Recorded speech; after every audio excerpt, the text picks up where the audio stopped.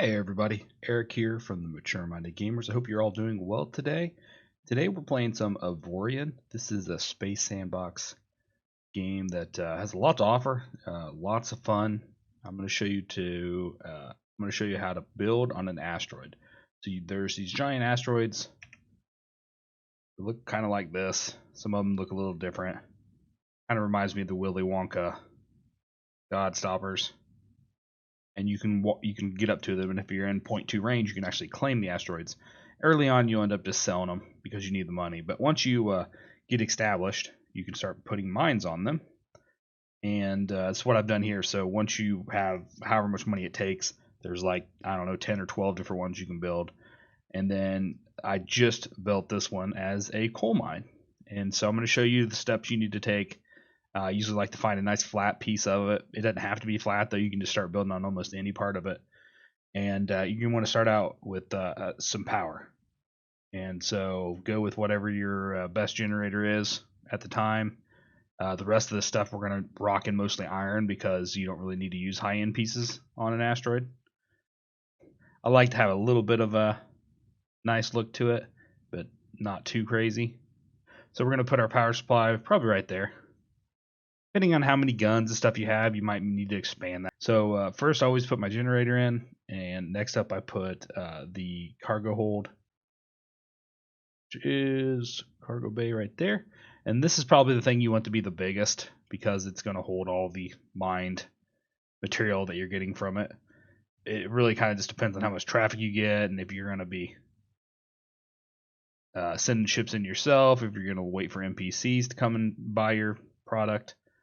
It really just depends, but I usually like, there you go, a 1.46k hold right now. That's not really that big, but we'll start there and we can expand later if we need to. Next up, we're going to put in the living space. I said I was going to do that in iron, and I forgot I didn't, but it's not a big deal. Whatever materials you got really matters.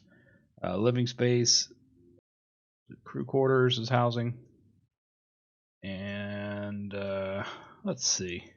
Keep things close together. It's easier to protect it with an integrity field. I like to kind of do that. I always like to do a little neat design too. I mean, I don't know, it's neat to me. 60 people, that's way more than I really needed, but it's not that big of a deal, so we're just going to leave it there at 60. Really, you probably only need about, I don't know, 20 probably, depending on the other structures you add that take technicians and repair people.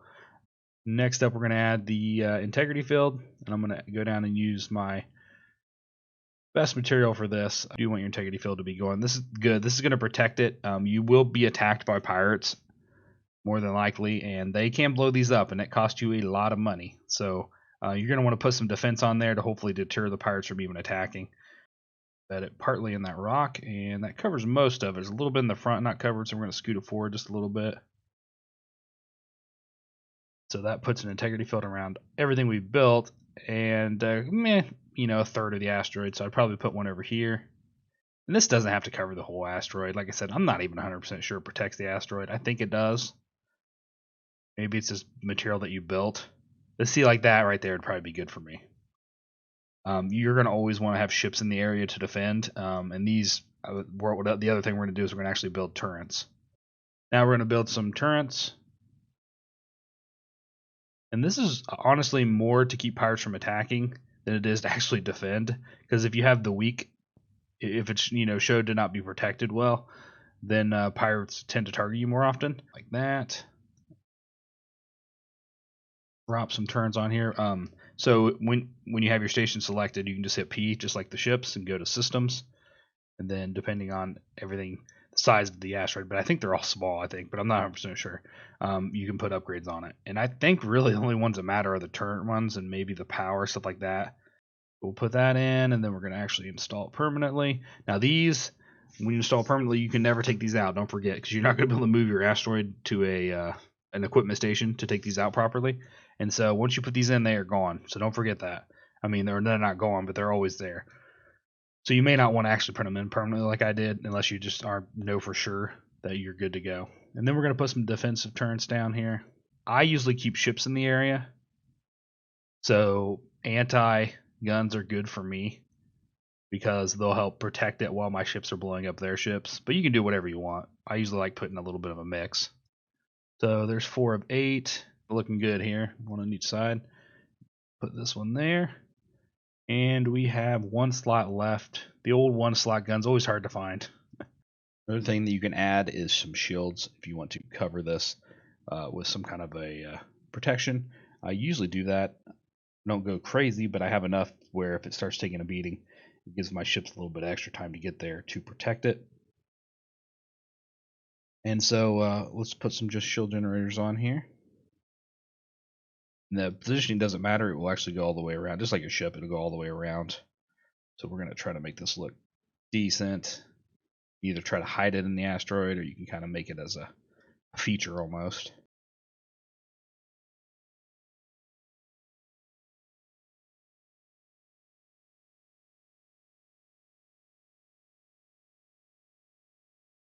Didn't quite get that lined up right, but there we go. It gives us 4.5k shields. A little bit of protection for the ships get there, hopefully.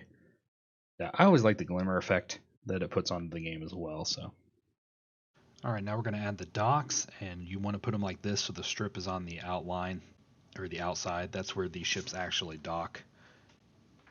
And also, this will push asteroids away that's close by, clearing out room for ships to dock. Usually, I mean, honestly, 2 is probably more than enough, but I put 3 on most of mine just so in case it gets busy. Let's check our power. Where's our power at on this bad boy? Show all stats. Yep, we're still fine on power. So there we go. That's pretty much it. It's done. Now we just have to add the crew. Yeah, so once you get all this done, you can just hit P and then click on your little crew tab up here, and it'll show you the crew that your asteroid needs. So I need 10 gunners, 8 mechanics, and a sergeant to get this fully operational. It will actually start producing right now, but it won't be as efficient. And once you get that all done, you should be good to go. I think this is a really cool aspect of the game, as you can kind of customize each asteroid yourself, make it look unique and cool. Hopefully this video helped you out. Don't forget to hit that subscribe button, and have yourself a great day.